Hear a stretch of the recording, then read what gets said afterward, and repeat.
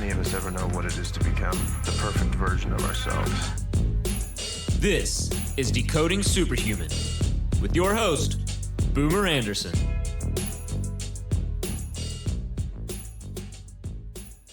All right, Superhumans. It's Boomer Anderson here, and I have no clue why I just introed with a Southern accent. Today we're going to be talking about focus, and next to stress, nutrition, and sleep, focus is probably the fourth most common question that I get at Decoding Superhuman. Whether it's clients, whether it's people at conferences, meetings, etc., we get a lot of questions on focus. So I'm absolutely elated today to bring on an expert to really separate true from false and to give you bite-sized pieces of actionable information that you can actually use to increase your focus starting today. I met our guest today at the Biohackers Summit in Helsinki, Finland last year, and he took us through a series of breathing exercises, one of which included Wim Hof, which left me feeling great, left me feeling grand. And so I was absolutely elated when he agreed to come on the podcast today to talk about different ways to increase focus and how he's done it in his own life. So my guest today is Kasper van der Meulen, and he's an author and lifestyle adventurer. He went from being overweight, burnt out, and unhappy to developing laser focus, optimal fitness, which led him to do ultramarathons in his bare feet, and personal freedom. He's worked over 10,000 hours in teaching science, self-development, and biohacking, and he decided to demystify and methodize these principles in a fun and bite-sized manner. That led him to release the book Mind Lift, Mental Fitness for the Modern Mind, which you guys should all check out, and it's an Amazon bestseller. And Kasper now travels the world on a mission to teach others to be the healthiest, happiest, and strongest version of themselves through transformative experiences, scientific understanding, and vivid storytelling. Like I said, I've been looking forward to this episode for a very long time. So what did Kasper and I actually get into on today's episode? We talked about breathing and really the importance of that in terms of just nervous system regulation, the overall physiology, but also to enhance your focus and things you can do with that. We talked about his experiences with Wim Hof. Kasper was one of the original Wim Hof instructors, and in fact, he leads the level 3 Wim Hof instruction currently. We talk about focus and why thinking you can focus for 8 hours a day straight is a stupid idea. We talk about pomodoros. Say that one 5 times fast. Pomodoros, yes, the Italian word for tomato, and how you can structure pomodoros to allow you to get more done in less time. Kasper also touches on why he schedules naps and distraction time, and you can check out all the show notes for this one, and I encourage you to check them out at decodingsuperhuman.com/Kasper. That's Kasper. Enjoy my episode with Kasper van der Meulen.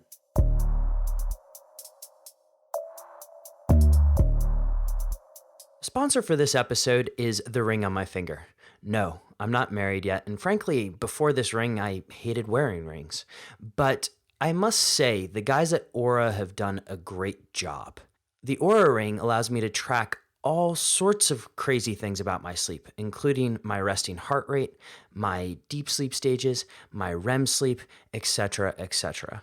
I really enjoy the feedback, and it allows me to make lifestyle decisions to become a higher performer. Let me give you an example. So prior to getting the Oura ring, I would fast essentially 16 hours after my last meal. It didn't matter when that last meal was. However, when I look at my resting heart rate and how that really correlates to my performance the next day, I know I want my lowest resting heart rate coming as soon as possible after going to sleep, because that's when all my recovery really starts. So what did I do? Well, it allowed me to adjust really when my last meal was before going to bed. So I have my last meal now earlier in the night. I get better sleep, I get higher quality sleep, and I must say, the next day feels amazing. So if you want to check out the Oura ring, and if you want to pick one up yourself, go to ouraring.com. That's OURA ring.com. Plug in the code BOOMER, and you'll get $50 off your order, or 50 euros, depending on your jurisdiction. I really hope you enjoy the ring, guys. I really hope you enjoy the ring, and on with the show.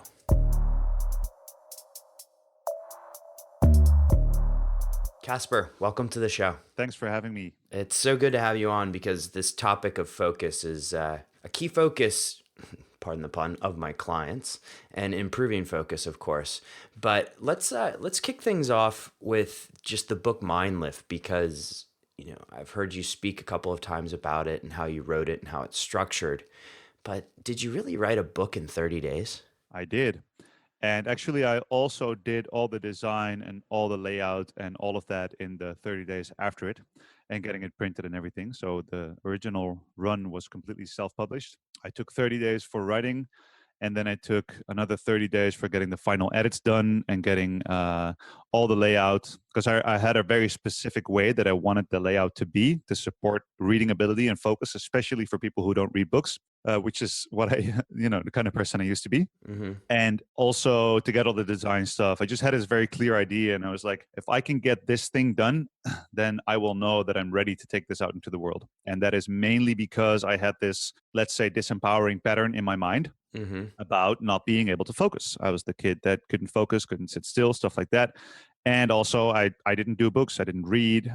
I had this paradigm in my mind that said, like, I'm just not this literary person that could do something like that. I don't even read books.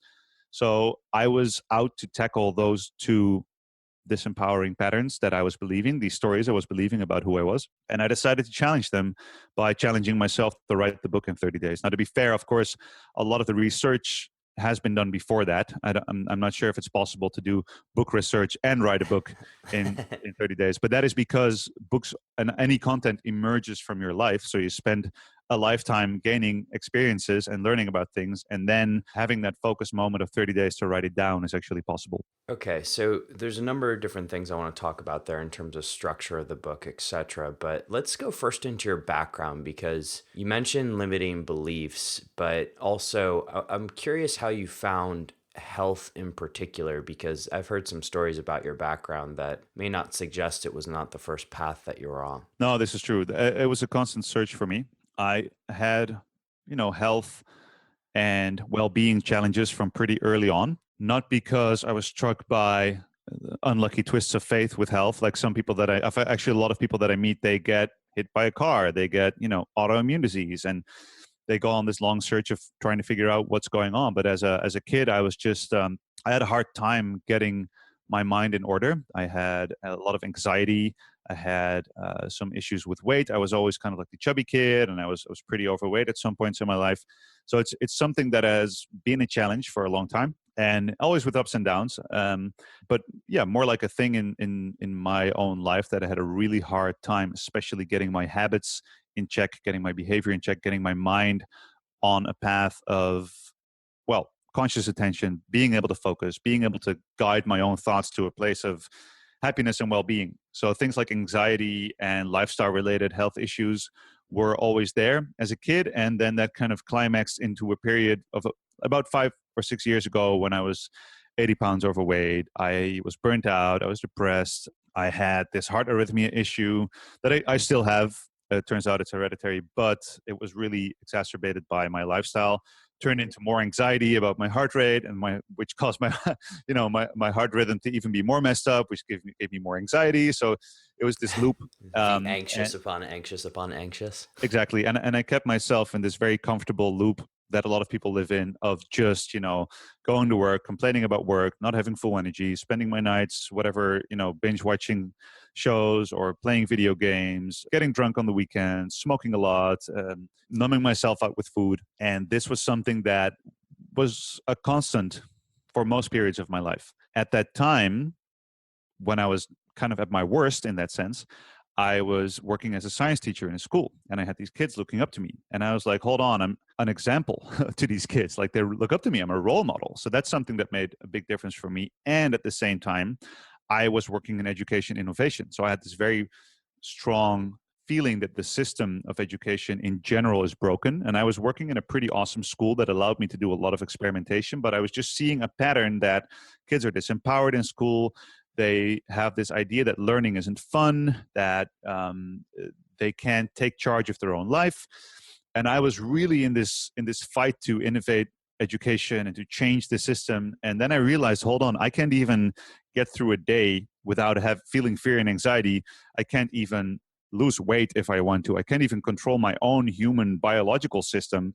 Who am I to want to change a whole school system, right? So then I was like, you know what? Let's just start here with me, with how I am now, and to at least, first of all, get my health in check, and through that be a better role model, and then maybe through that I can influence a larger system outside of myself. How did this transform? What was the key catalyst there for you in order to kind of get on that path? Because I mean, obviously you had the kids pressure, well, not pressuring you, but you had the kids looking up to you as a role model. But what was sort of the turning point? Who brought you on the right path? There's not necessarily one person or one moment, but there was one very important key insight, because I was also working as well. I wasn't officially working as a guidance counselor. I was just that one teacher that kids would come to speak to about their issues.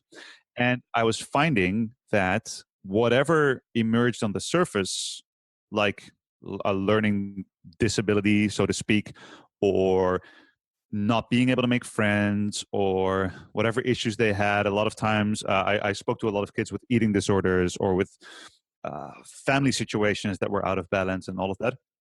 And I found that a lot of that came from an emotional core and of something that happened in life, something that they had a hard time dealing with on a deeper emotional level that was causing all kinds of issues on the surface. Now, of course, eating disorders and issues at home, unstable family lives aren't necessarily on the surface issues, but their experience of that, of the anxiety and the worries and the inability. So, for example, on the surface level, they would start getting bad grades, and then they would seem like unmotivated kids. And then if you went digging, you see like, oh, there's this whole story.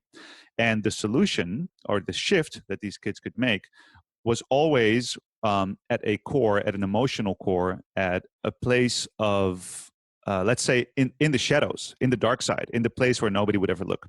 And for me, I had the same in that period. That was the first time when I started learning how to meditate. And I learned this through hypnotherapy, actually. And there's many different kinds of hypnosis and hypnotherapy. The kind of hypnotherapy that I went to was basically guided meditations that taught me how to meditate, how to self-hypnotize, which is much more the way I learned it, much more like a meditation. Being able to look at my thoughts with a little bit of distance, give it a little bit of space, and allow myself to that way disarm all these dark corners in my mind. And everybody has these dark corners in their minds, the shadow sides, the darker side. And it's extremely uncomfortable to look in those places, because that's where, you think the monsters are hiding. And so having a guided way of looking at those was a very important point. What that taught me, for example, is that one of the first shifts was me understanding that I was trying to be somebody that I couldn't really be. So I'm a perfectionist, basically. So I was trying to do things right and to get things right, but I couldn't get it. And then I realized that, there was an emotional core to it. And some things happened. Like, for example, I had the realization that I could just talk to people about my issues. And this is something that seems so incredibly simple. But for a lot of guys, especially that type of guy that are, yes, perfectionists, but at the same time have a really hard time coping with the demands of the world.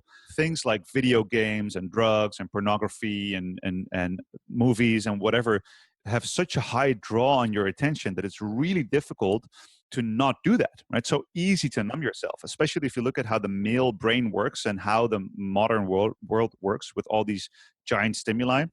It's very difficult to take charge of your own mind and to just step up and go like, look, I'm struggling. I'm having a hard time.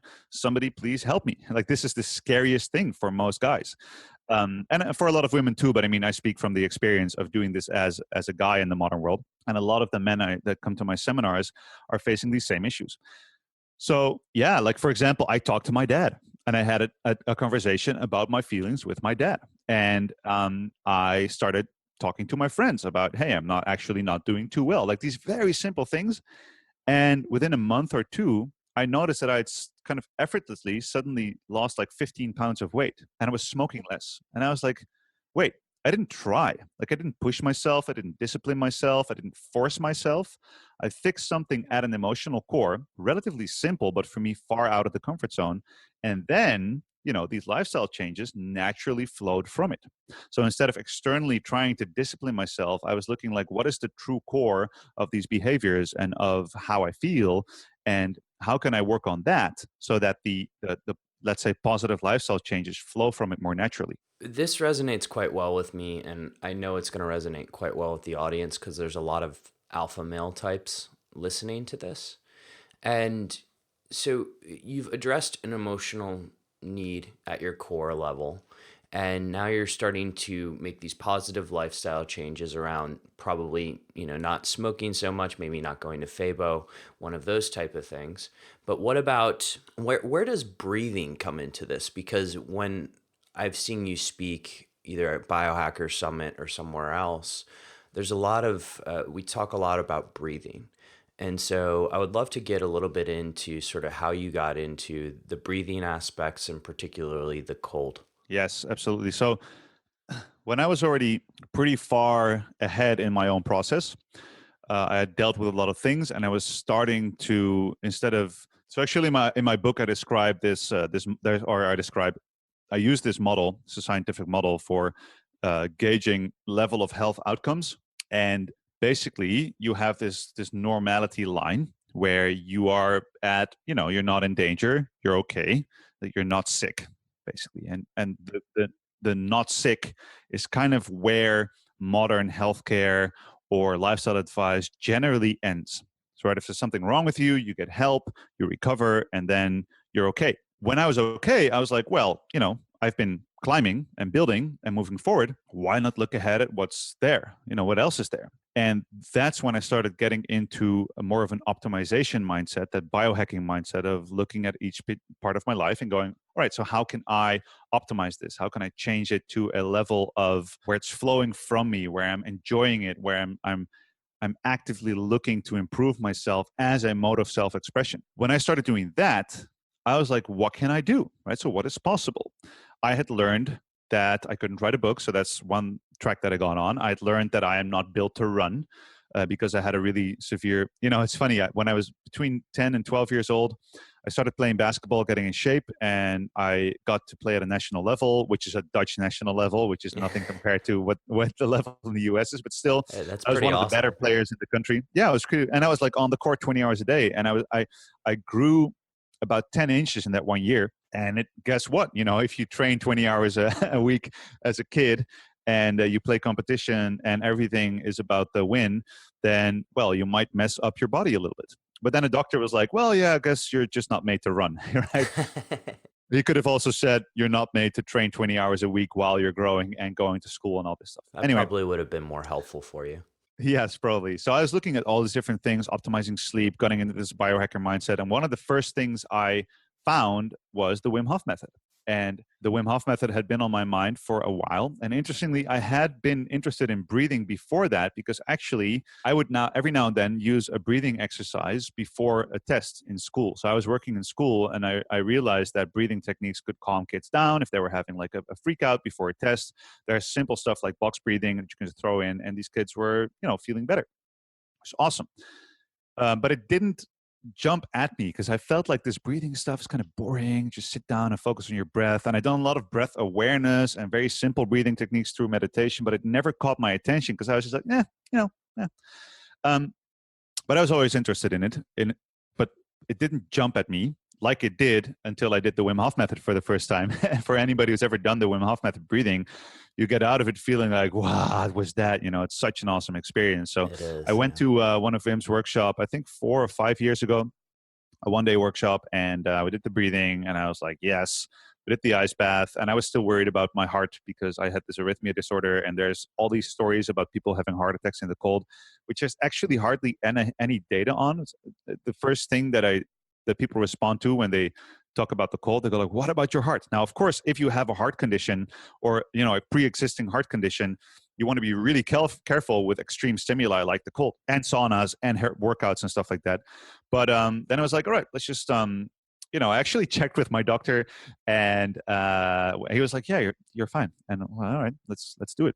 And I tried, and I was like, this is amazing. And I went back for the second time. And at the end of the day, I was like, Wim, I'm in. What can I do? He's like, well, you can become an instructor. I was like, I'm in. Awesome.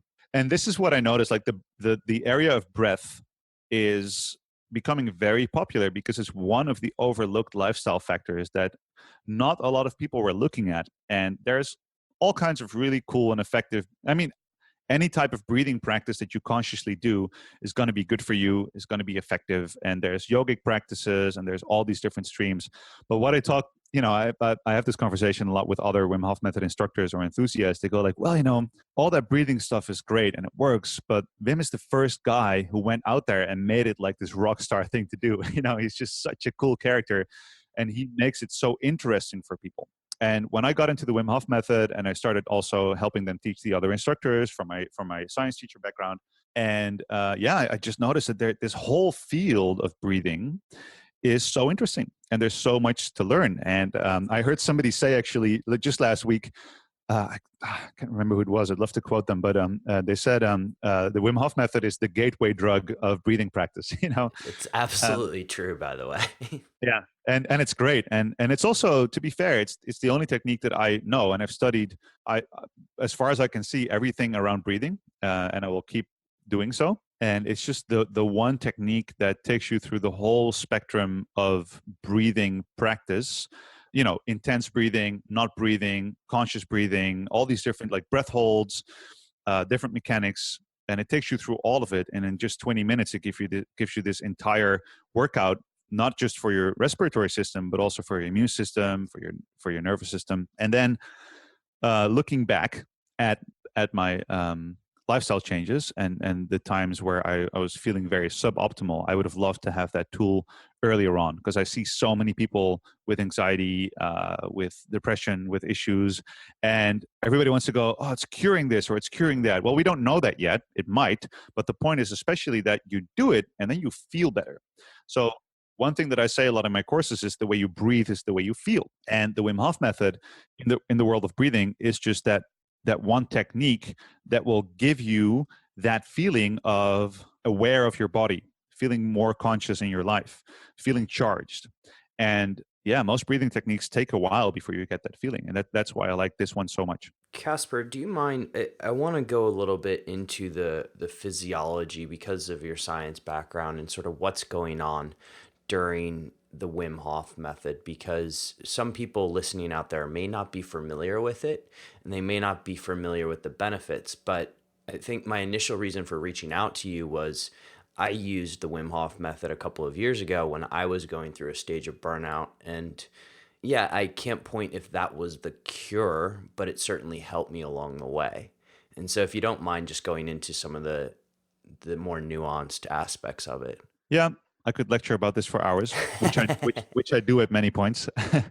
And I have these full week programs that are basically about answering this question. So there's different levels to look at, right? So you can look at physiology, and if you look at physiology, you can look at circulation, you can look at pH level, immunoregulation, all these different things. But what I like to tell people up front, like when they come in and they're interested and they're like, but why does it work and how does it work? It has to do that with the basic principle, and this is of course a principle that all breathing techniques work on, is that your breathing is, let's say, the first responder to anything. So your breathing is a very important influencer to the state of your being. So that means that if you change your breathing, it is a very quick way to change your physiological state. And what the Wim Hof method does is it takes all the knobs and levers of breathing and it takes you through certain states. And so, for example, when you speed up your breathing and intensify your breathing, you increase your heart rate, right? You have a different chemical output, right? So there's, for example, a bit of cortisol and adrenaline that is being made, which are known as the stress hormones. But of course, there's nothing wrong with these hormones. You have them for a reason. So during the more intensive part of the breathing, the deep breathing, your body fires up its engines and it increases metabolism. And, you throw out all this CO2 and alkalize your blood. Your capillaries in your fingers and, in general, in your extremities actually contract a little bit, right? If you have adrenaline present in your system, your immune system is actually downregulated slightly. So there's all these effects, right? And all of those I could talk about for a long time. But Then you have this part where there's a breath hold, and during the breath hold, you're training your body to be much better at utilizing oxygen. You're training your mind to be more efficient. And this is something that people notice during the retention.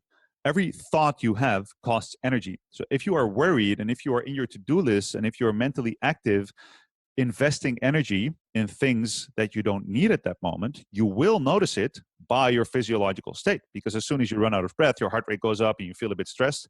But then if you let the thoughts go, you'll actually calm yourself down. So this is why I see it as a kind of, for me, this is my experience, it's been almost like a biofeedback tool where I'm in this meditative state in the retention. And I can just notice that the more I am aware of my body, in touch with my body, and not in my thinking brain the whole time, the easier it is to flow in that state. And it's not at all about how long you can hold your breath. That's never what it's about with this, for me at least. But what it is that it is a tool to show you how your active mind messes with your physiology and how you're messing yourself up. So that's a very important one for me. It teaches you how to be more efficient with oxygen. It basically trains your body to switch from a stressful state to a resting state.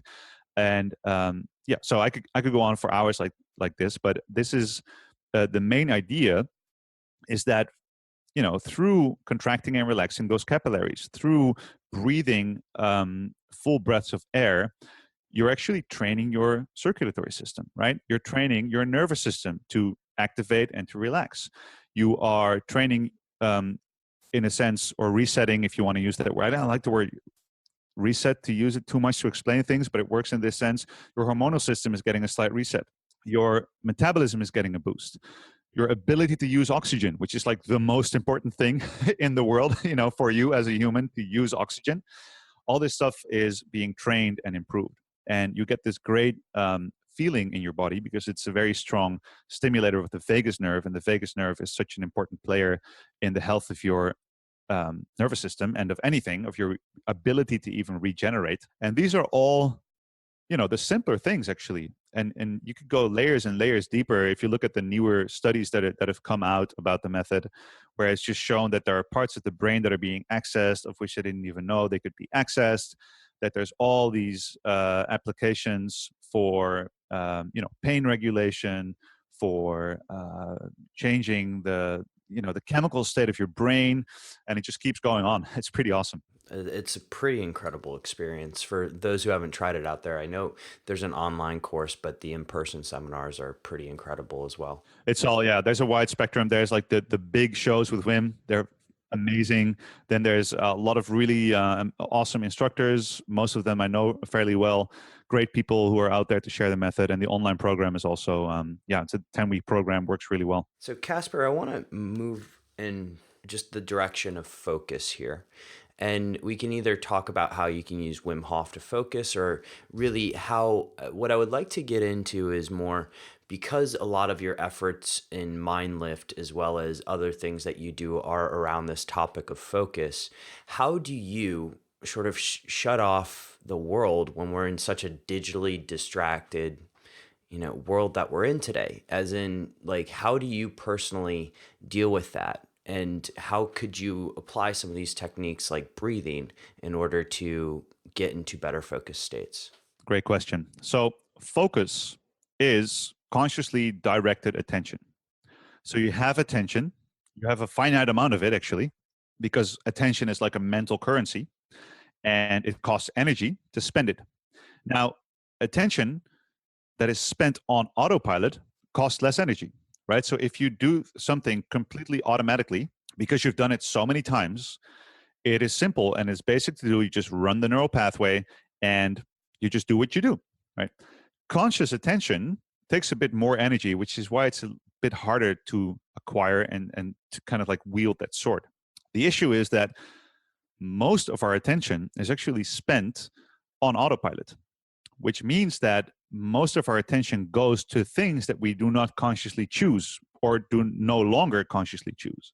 So if you decide, to pick up your phone and to learn how to use Instagram, you're consciously using your brain to learn how to use it, which is great for your brain. You're learning new things, you're getting new stimuli, but at a certain point, you've become so accustomed to these stimuli, you've done it so many times that you're just mindlessly scrolling through it and it grabs your attention from you and it just goes there. So, and you're not consciously investing it anymore, so you don't know what your return is going to be. So for me, it is very much about creating any way and applying any way that allows me to have moments in my day where I consciously direct my attention to the things that I find important. And it starts with the process of asking, what am I investing my most precious currency that I have, which is your attention? What am I investing it into? And a lot of people say like time is really the only thing you have, but then the quality of the time is determined by the way you invest your attention in that time, right? So you can have quality time with your family and actually be with your child and connect, or you can just mindlessly scroll through Instagram while your child is playing or whatever, right? So that's the same amount of time, but the attention determines the quality of the time.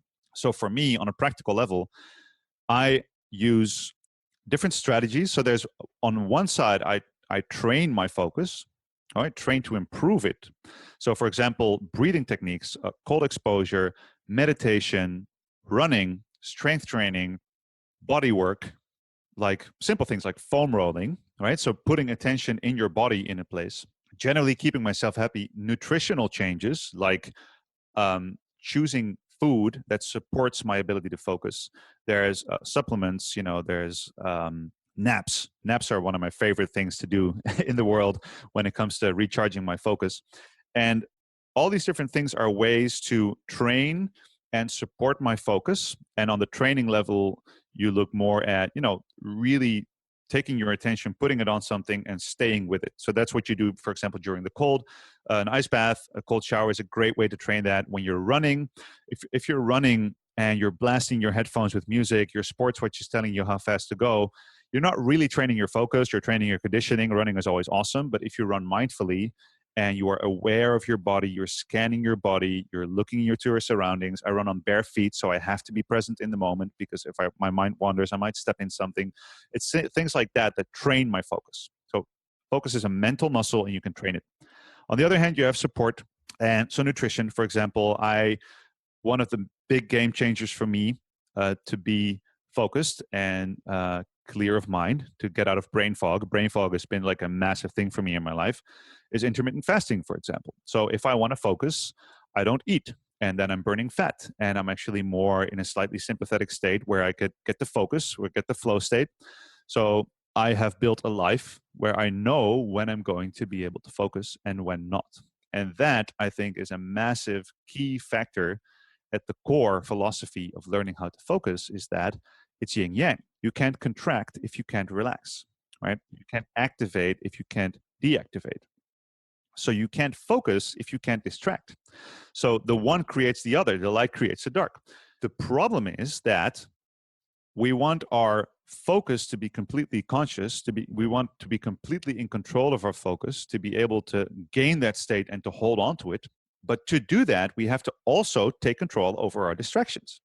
So what I like to do is I like to plan my distractions and turn them into things that are helpful for me. So I decide when I allow my distraction. And one massive thing for me is the Pomodoro Technique, and I use it in many different ways. I love it.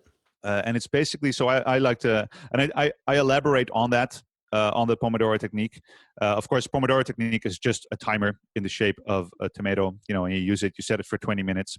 And I've just elaborated on that a lot. I was using it already before I found the official technique. I was just using, let's say, mental interval training. So as a teacher, one of the first things I learned was that the attention span of an average human, when they sit down and have to listen and they don't move, is 15 to 20 minutes. And then the kids I was working with was more like 10 to 15 minutes. And then you have the one ADHD brain, it's more like 5 minutes. So how do you then accommodate a classroom to a group of individuals that have different attention spans? Well, the main thing I did, when I read this study about the attention span, I started timing my classes. So I said, all right, listen, guys, I'm going to talk for 10 minutes. It's going to be about this topic. It's going to have this level of intensity. It's going to have some difficult words. After the 10 minutes, I promise you, you get to be distracted, right? So after 10 minutes, a timer would go and it would start playing a song that was louder than my voice. So the fun thing was that I had to stop after 10 minutes. So I had to condense my teaching into those 10 minutes, but especially it is about helping your brain understand what is coming. So let's say I ask you to go on a run for me, but I don't tell you if it's going to be a full-length marathon or a 100-meter sprint. So if you don't know how long it's going to take or how intense it's going to be, you're sure as hell not going to start out with a 100-meter sprint as fast as you can, just in case it might be a marathon or a 10K. So if you start your workday, or as a teacher, if you start lecturing and the brains you're working with, and if you start your workday or you start your study, you're working with your own brain, the brain doesn't know what it's going to need to do. It is sure as hell not going to start with its most genius version of it, with its most energetic version of it, invest all of the energy straight from off the bat, because it doesn't know how long it's going to have to work. So a big reason a lot of people get distracted or feel distracted all day is because they sit themselves down for 8 hours and they expect their brain to be focused and productive for 8 hours in a row, which is an entirely unrealistic expectation, right? We think we can attain the state and keep it. And we've been also kind of like tricked into thinking you can do that. You can be 8 hours a day every time of year, 40 years, you can just be focused and productive. Well, that's not how it works, right? And if you actually try that, guess what? You'll find yourself burning out pretty quickly. So one of the key things for me is to plan out and to let myself know how long I'm going to do this thing. So let's say I sit down 20 minutes. I know I'm going to answer emails. I'm going to crush these emails in 20 minutes. And as soon as the timer goes, I get to be distracted by whatever I want. Now, if I can then, so the main thing is I know how long I'm going to work and with what intensity. So if you don't know whether it's going to be a marathon or a sprint, you don't know what to do. You're confused. So you're not going to invest all that attention in what you're doing.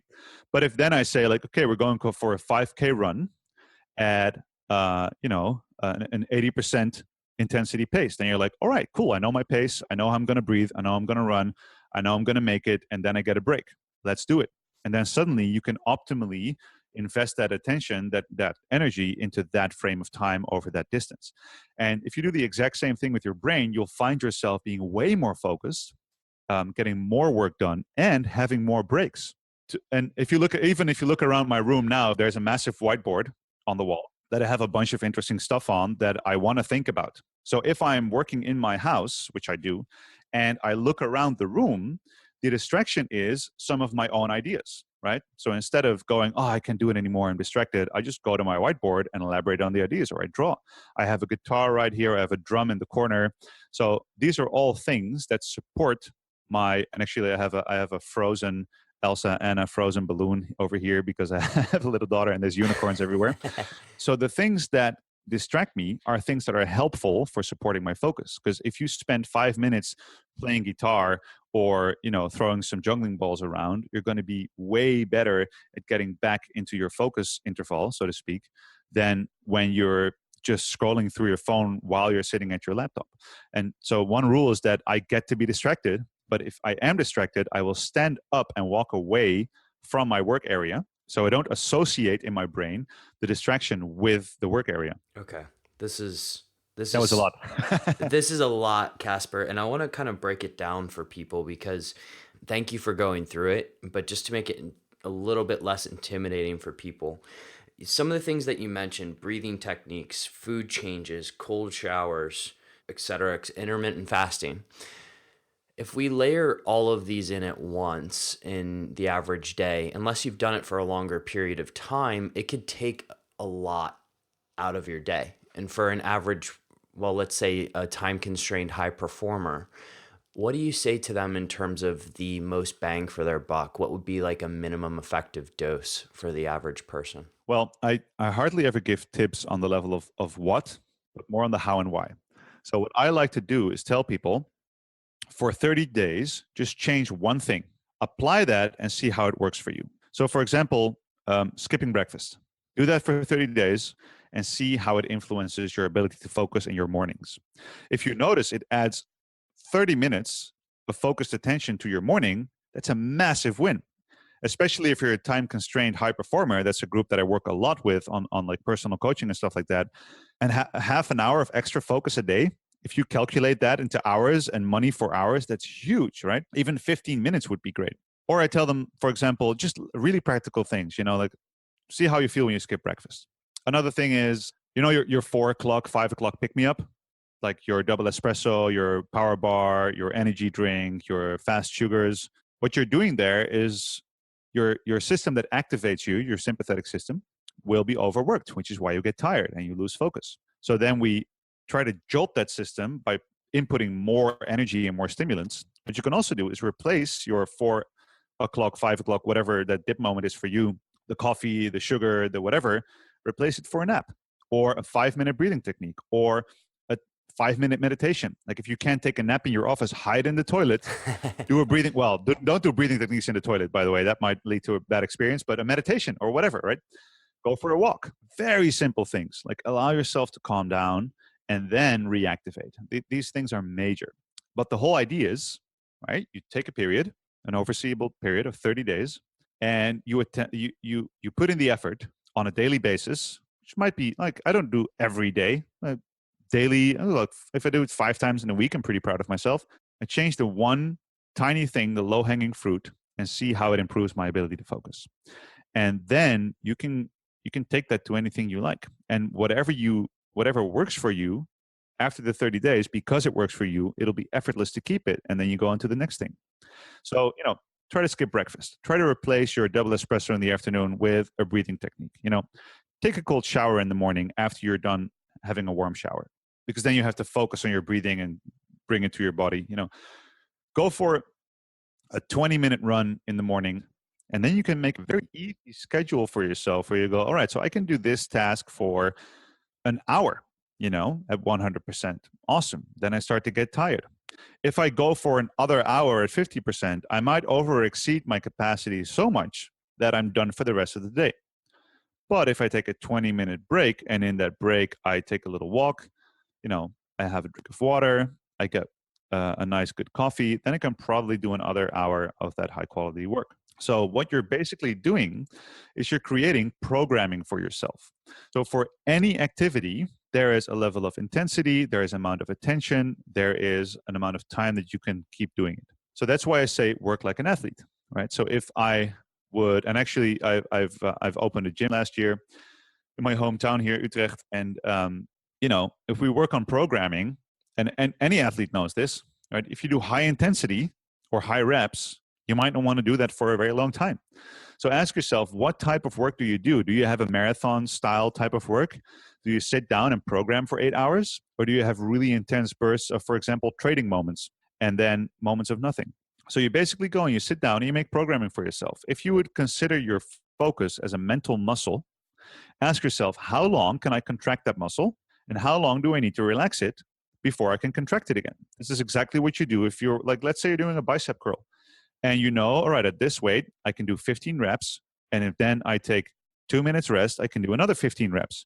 If I would attempt to do the 30 reps in one go, I would never make it. And I would think I failed, right? So don't set yourself up for failure. And that way you can create a programming for yourself. I like to put it in my calendar.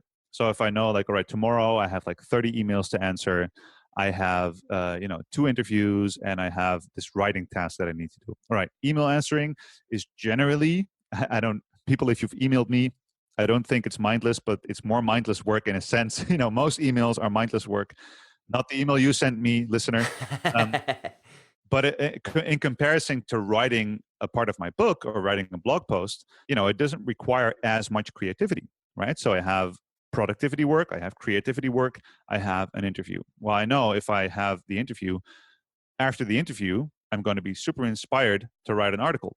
So if I plan writing an article after my interviews, I am going to write a much better article in a shorter amount of time, but that will be a full interview and an article, and then I'm going to need half an hour of absolutely nothing. Otherwise, my brain is fried for the rest of the day. So I don't no longer look at how much work do I need to get done, but how can I support my focus? So it's a different paradigm.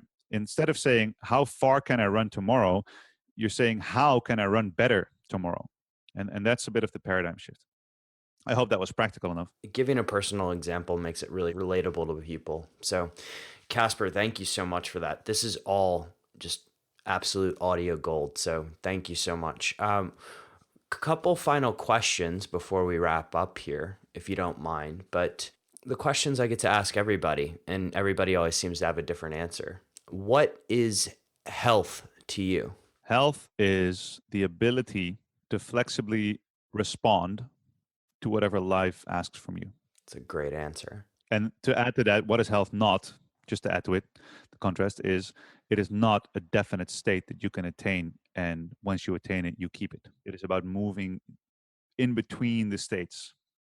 So people say, I'm healthy. And then they get the flu and they go, oh, no, I'm not healthy. Well, actually, a flu is a very healthy response to a pathogen coming into your body, right? So that sense of gratitude and understanding for your body is very important. And to go like, yeah, you're going to have off days. But if that is what life asks from you in that moment, it's very healthy to have your off day. So allow yourself the off day. I love the language that you put around that. Of the toolbox of different tricks that you've shared with us today, what would be your favorite one to enhance focus? Okay, I'll do two answers.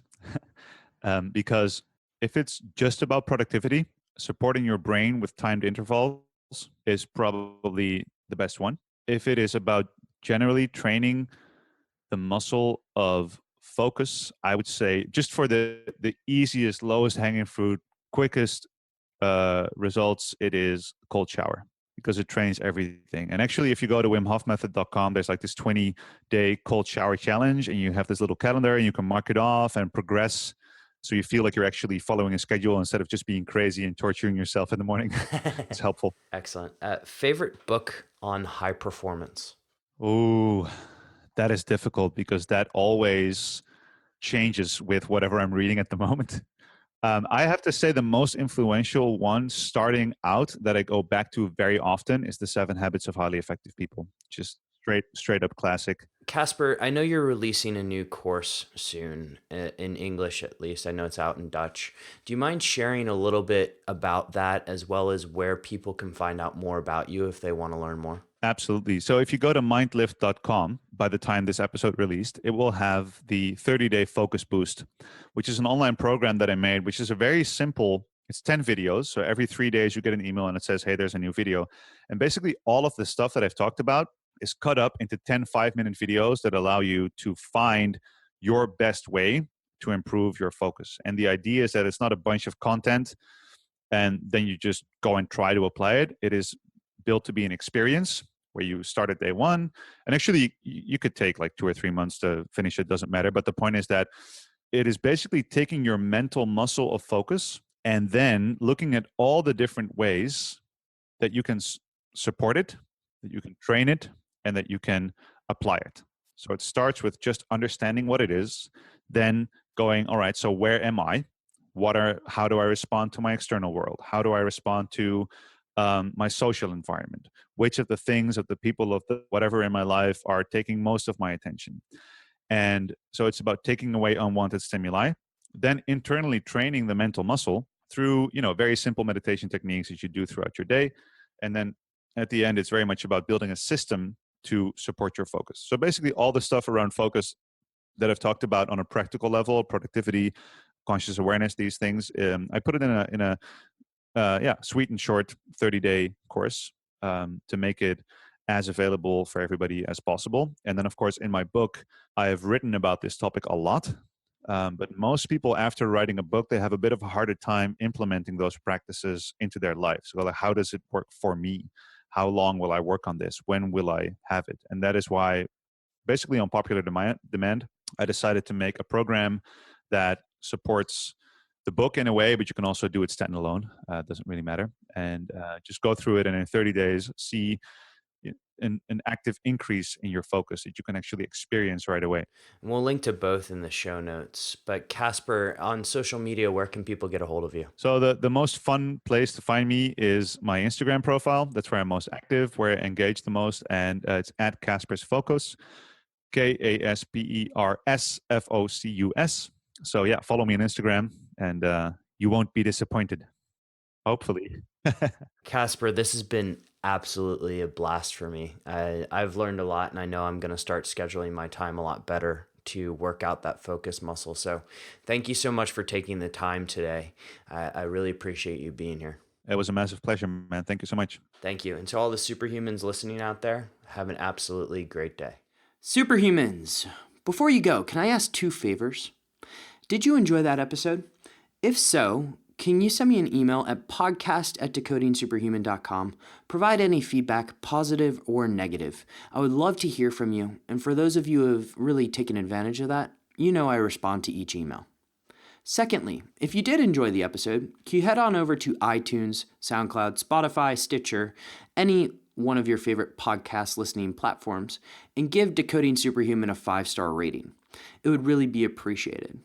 And then finally, for those of you who are looking at taking an informed approach to health, head on over to decodingsuperhuman.com.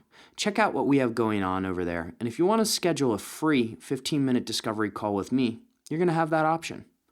Superhumans, have an absolutely epic day, and remember as always, choose health.